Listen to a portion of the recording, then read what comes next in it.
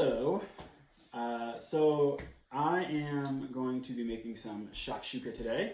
And if you don't know what shakshuka is, it is a Middle Eastern dish. I'm not exactly sure which area of the Middle East it originated, but you can find it in a lot of different Middle Eastern countries, including Israel, which is where I first got to taste it.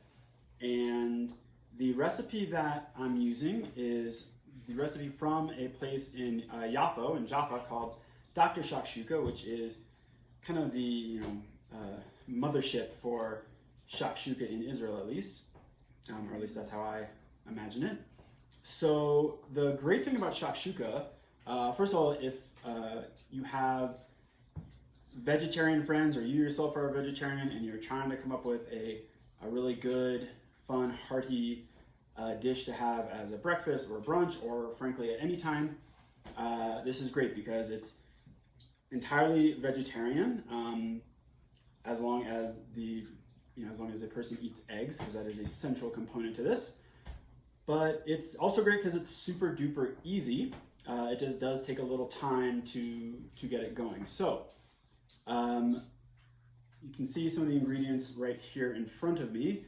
So we start off, and I always like to put a little of the cooking spray stuff in to just make it slightly easier to get out later on. And then we basically take all this stuff. So what we have diced tomatoes. Some recipes call for whole tomatoes, or cans of whole tomatoes. I personally like using either diced or cut up in some form or another. I just think it cooks down a little more easily, and also personally, I'm not a huge fan of tomatoes, so having ginormous chunks of tomatoes in the shakshuka isn't really my jam. But if you're really into tomatoes, then you might want to choose to use something that has bigger pieces of it. And then the recipe calls for garlic, 6 cloves of garlic, which we got right here. 2 teaspoons of salt and 1 teaspoon of sweet paprika, which is in here, which you can't totally see, but whoa, there it is. It calls for a 1/4 cup of oil. I like to use olive oil, and I generally do not use a full 1/4 cup because I don't think you really need that much, at least in my experience. But again, one of the many things that's cool about this is you can kind of adjust it to taste, especially once you've made it once or twice. You'll get a sense of, do you want a little more of this or a little less of that, or you want to add some things. You also have 2 teaspoons of tomato paste. And then I like to add red peppers. Sometimes I'll add onions or some other veggies. You can put broccoli in there, which, you're starting to then diverge from the more traditional shakshuka, but that's half the fun, is you find the recipe, you learn the main one, and then you kind of tinker with it and play with it to your own tastes. I do not put in hot sauce or red peppers or any sort of spicy stuff, in part because each time I make this, I hope against hope that one or both of my children will actually eat it. Sometimes they do, sometimes not so much. But if you like spicy and you are with people who also like spicy, it's a great opportunity to put in, again, either the red pepper flakes or actual hot peppers. You can, you can play with it and kind of figure out what works for you. So now all we do really is we take all this stuff and put it into the pan. The recipe that I kind of learned off of talks about putting all this stuff into a saucepan and cooking it and then adding it to a frying pan. I started doing it this way, quite honestly, just because it's one less dish to wash, and so it makes it a little bit easier for the cleanup. But again, if you want to try this, you'll kind of find your way to get into it. So first, we'll take our tomatoes, our diced tomatoes, and just plop them on in here. Get them all. Make sure we get it nice. I like to, kind of move it all, spread it all around a little bit, make it nice and even.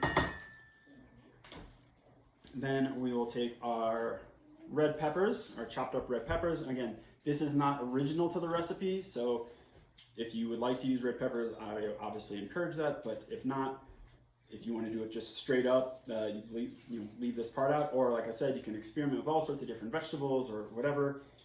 I've never tried to make this with any sort of meat, so I don't know if or how that would work. But if you try it, and I'd be interested to hear how it goes. So put all that stuff in there. I'm not gonna lie, I feel a little bit like the Swedish chef.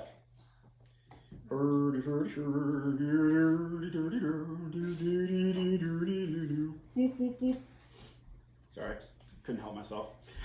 So we got our red peppers in, we got them moved around, kind of mix them in with the tomatoes here, get it nice and covered up. All right, then we take our garlic. It is 6 cloves of garlic, so it's a lot of garlic, but it really adds a lot of awesome taste. So we get all our garlic in here. Ooh, the garlic. Now we put in the garlic. So we get all the garlic in. And again, get it all mixed in. Spread it evenly.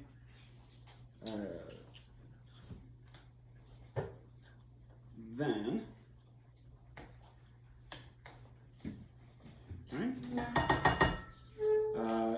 and there's no right or wrong way of how, like, the order to put the different ingredients in. So it just kind of, again, is how you choose to do it for yourself. So I'm gonna put the oil in now.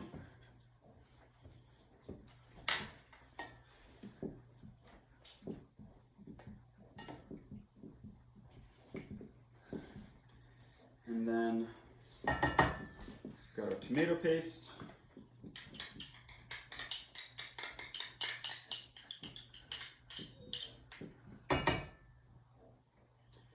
So if you get a chance to go to Israel and you are in the Tel Aviv-Yafo area, I do highly recommend going to Dr. Shakshuka. It is awesome.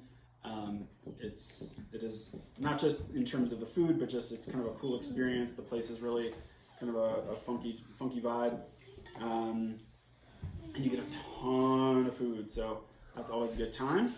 So last thing is our salt and sweet paprika.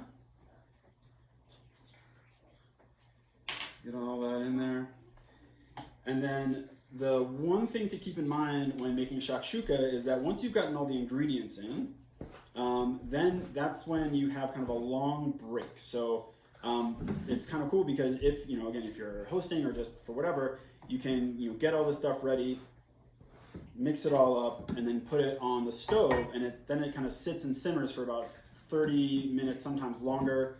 It depends a little bit on, I suppose, on your stove and your cookware, on all sorts of different things. You kind of keep an eye on it as you're doing other stuff. So it's a nice thing if you are trying to cook something in advance of a gathering. You can make this, put it on the stove, do a bunch of other stuff, and just kind of periodically check on this to make sure it's doing what it's supposed to do. And then there's a second part to this, which will be done after this has been simmering and kind of settling down for a little while, and that will be putting the eggs in. And so I'm going to put this on the stove right over here, and then in video time it will be instantaneous magic. In real time it'll be somewhere between 30 to 40 minutes from now that I will get ready to put the eggs in. So stay right there, and I'll be right back. Okay, so it's been about 40 or so minutes that the tomato base for the shakshuka has been cooking or simmering on the stove. And then again, like the time that it actually takes depends on both your stove and your cookware, and also the kind of consistency you want. Some people like it a little, I guess, looser, for lack of a better term. I prefer it to be quite thick and pretty solid. So this is what it looks like at this point. All right, so it almost kind of looks like salsa a little bit.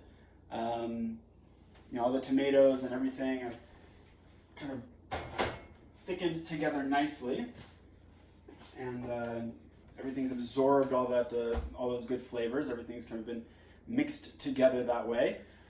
And so now the next part of this is that we're gonna crack some eggs, and put them into the tomato base, after which we will cook those for anywhere from like 3 minutes to sometimes it takes 5 or 6 minutes at kind of a simmer. So if you have if your stove like mine has one of the little numbers on the dial, I like to do it at about a 3, maybe sometimes a little more, sometimes a little less, depending. And normally, I don't know about normally, but the guidelines within the recipe, I suppose, are to crack the eggs directly into the pan, which if you are a good egg cracker, then by all means you should do that. I am not a good egg cracker. I am quite a terrible egg cracker, actually. So what I like to do is I will crack the eggs into a little bowl to make sure that if I get any shell or anything in there, I can get it out. And then I'll put the eggs in, and you want to kind of space them around. The recipe calls for 6 eggs. I actually think 6 sometimes is too many, although it again depends on the size of your pan. So if you're using something a little bit larger, I think the recipe calls for a 12-inch frying pan for this particular part. But if you have something a little bit larger, a little bit smaller, you can adjust. Or if you want to scale back the recipe, if it's just you and somebody else, then you can make it a little bit smaller. So I'm actually going to do 5 eggs, and we will, you want to kind of space them out so they're, as evenly spread as possible, which is not always the easiest task to do, but we'll see how it goes. So take the eggs,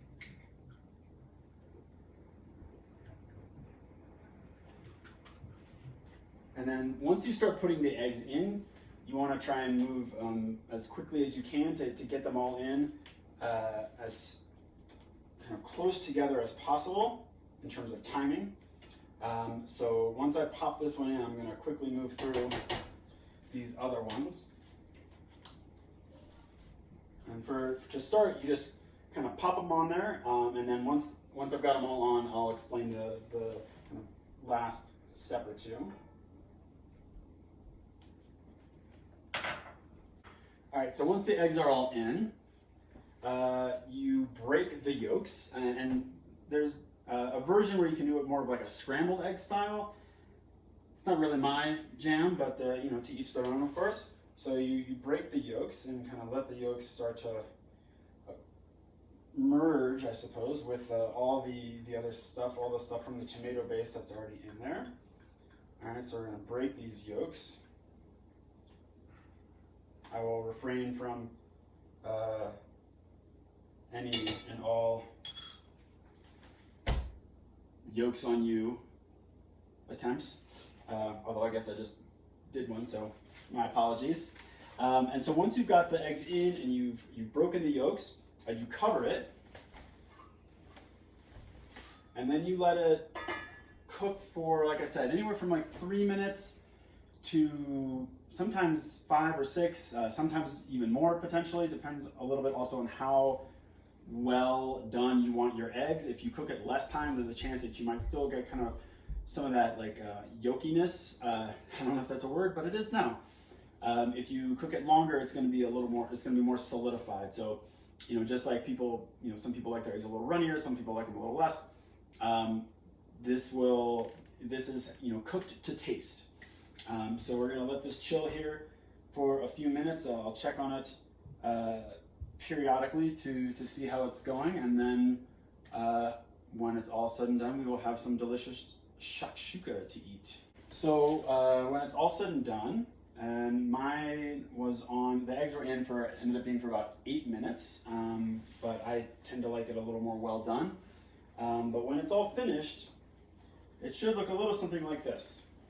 So mine is not the prettiest version you are ever going to see, but I have it on good authority that it's delicious. So yeah, that is shakshuka.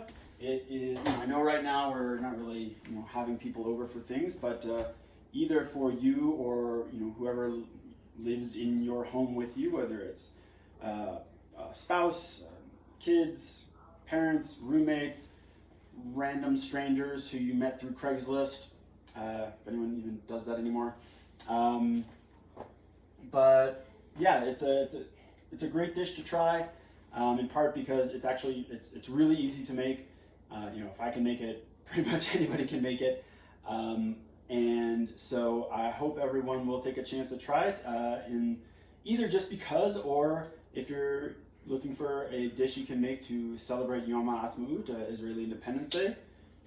This is a good place to start.